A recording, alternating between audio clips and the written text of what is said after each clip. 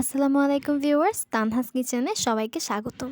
আমি মারুফা ইসলাম তানহা। আমি ক্লাস 8-এ পড়ি। তো আজকে আমি হাজির হয়েছি Chinese egg vegetable fried rice recipe নিয়ে, যেটা খুব সহজ এবং খেতেও অনেক মজার। তো চলুন শুরু করা যাক।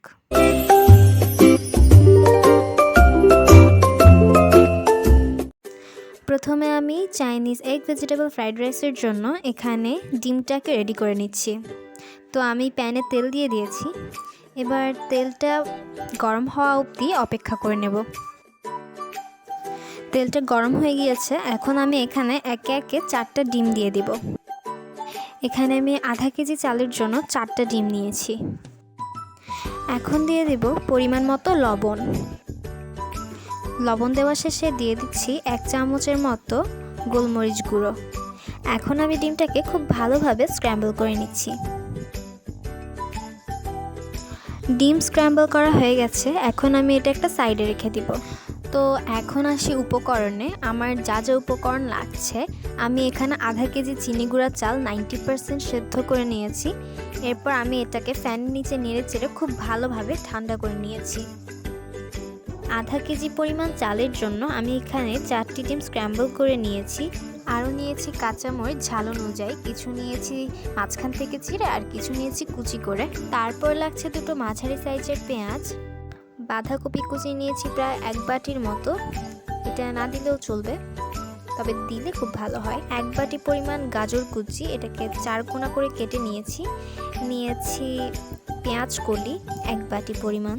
তো আজকে আমি এই উপকরণগুলো দিয়েই বানাবো Chinese egg vegetable fried rice. চলে এলাম মূল রান্নায়। এখন আমি এখানে নিয়েছি পরিমাণ মতো সয়াবিন তেল। তেলটা গরম হয়েছে কিনা এখন একবার চেক করে নিচ্ছি। হ্যাঁ, তেলটি গরম হয়ে গেছে। এখন আমি এখানে দিয়ে দিব পেঁয়াজ কুচি। কিছুক্ষণ নাড়াচাড়া করার পর এখন আমি এখানে দিয়ে দেব কাঁচামরিচ কুচি। চিড়ে রাখা মরিচগুলো এখন দিব না, যেহেতু কাঁচামরিচ ভাজার পর কুঁচকে যায়, তাই কাঁচামরিচের সৌন্দর্য ধরে রাখার জন্য চিড়ে রাখা মরিচগুলো আমি পরে দিব। এখন দিয়ে দেব গাজর কুচি। গাজর যেহেতু শক্ত, তাই এটা আমি সবার আগে দিয়ে দিচ্ছি। এটা আগেও পানি দিয়ে সেদ্ধ করে নেওয়া যেত, কিন্তু সেই ক্ষেত্রে পানির সাথে গাজরের ভিটামিনগুলো চলে যেতে পারে, যেটা আমি চাচ্ছি না। এখন আমি এটাকে কিছুক্ষণ নেড়েচেড়ে ঢাকনা দিয়ে দিলাম। প্রায় 2 থেকে 3 মিনিট পর আসলাম। এখন আমি গাজরটাকে কিছুক্ষণ নেড়েচেড়ে নেব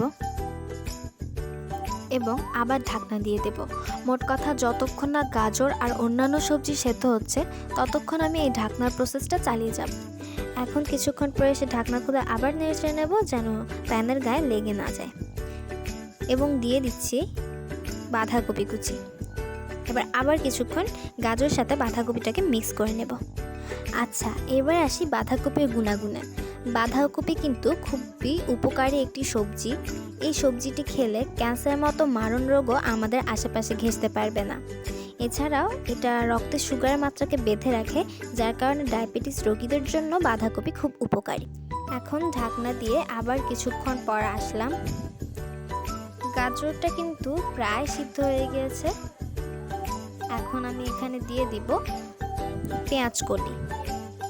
এখন আবারও কিছুক্ষণ মিক্স করে নিব। এবার আসি পেঁয়াজ কলিতে। ধারণা করা হয় প্রায় 5000 বছর আগে চীনে প্রথম উৎপন্ন হয় পেঁয়াজ কলি। পেঁয়াজ কলি ভিটামিন সি, ভিটামিন বি12 এবং থায়ামিন সমৃদ্ধ।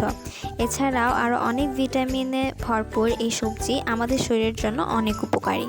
এখন আমি এখানে সবজির পরিমাণে দিয়ে দেব লবণ। এরপর আবারও কিছুক্ষণ মিক্স করে নিব। তো যেটা বলছিলাম, পেঁয়াজ কলি কিন্তু খুবই উপকারী একটি সবজি। এটি উচ্চ রক্তচাপ কমাতে সাহায্য করে, চোখ ভালো রাখে, প্লাস হাড় শক্ত করে, হজমে সাহায্য করে এবং ক্যান্সারের ঝুঁকি কমায়। তো এখন আমার সবজিগুলো কিন্তু একেবারে সেদ্ধ হয়ে গিয়েছে। তো আমি এখন এখানে দিয়ে দিচ্ছি আধা কেজি চাল, ভাত আর কি। আমি এগুলোকে সেদ্ধ করে নিয়েছিলাম 90%।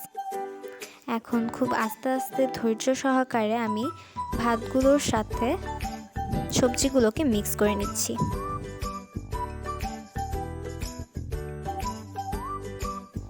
অলরেডি কিন্তু কালার দেখা যাচ্ছে, খুব সুন্দর একটি কালার এসেছে ফ্রাইড রাইসে। এখন আমি যেই ডিমগুলো স্ক্র্যাম্বল করে রেখেছিলাম সেই ডিমগুলো দিয়ে দিচ্ছি এবং আবারও খুব ভালোভাবে ভাতের সাথে এটাকে মিক্স করে নিচ্ছি।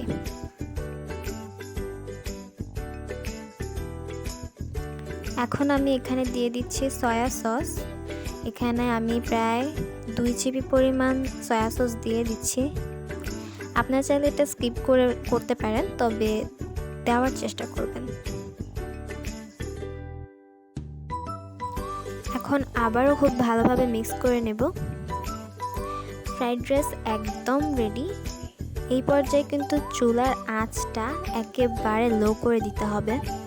এখন আমি একটু টেস্ট করে দেখি, একদম পারফেক্ট হয়েছে। এখন আমি এখানে কাঁচামরিচ এবং ধনিয়া পাতা দিয়ে দিচ্ছি। এখন আমি আবারও কিছুক্ষণ মিক্স করে নিচ্ছি।